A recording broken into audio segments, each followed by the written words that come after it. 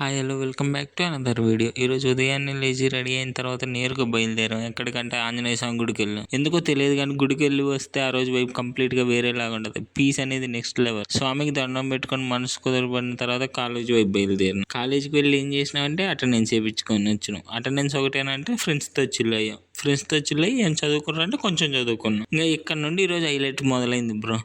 చాలా రోజులుగా ఆర్డర్ పెట్టిన షూస్ పోస్ట్ ఆఫీస్కి వచ్చాయని మెసేజ్ వచ్చింది. మెసేజ్ వచ్చాక వెళ్తే పోస్ట్ ఆఫీస్లో అక్కలేదు. ఏం చేయాలో అర్థం కావట్లేదు. అక్క నా మీద ఎంతో నమ్మకం పెట్టుకుని తాళం ఎక్కడుందో చెప్పింది. నీ షూస్ ఎంతతో తీసుకొని వెళ్ళిపోమన్నది. సర్లైన్ షూస్ తీసుకున్నాక షూస్ ఎలా ఉంటే తెలియదు. అన్ని బాగున్నాయా లేదని సస్పెన్స్గా ఉంది. మీరే చూడండి. భయంగా ఓపెన్ చేశాను. ఎలా ఉన్నాయో మీరే జడ్జ్ చేయండి.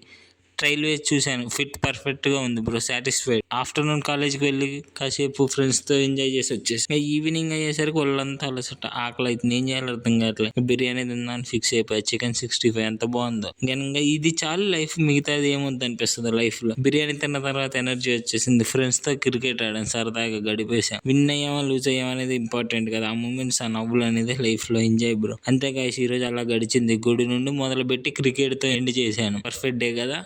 వీడియో నచ్చిందా? అయితే లైక్ చేయండి. కామెంట్లు మీరే చెప్పండి ఎలా ఉందో. సబ్స్క్రైబ్ చేయలేదంటే ఇప్పుడే చేసేయండి, మిస్ అవ్వకుండా. మళ్ళీ కలుద్దాం నెక్స్ట్ వ్లాగ్లో. Take care, bye.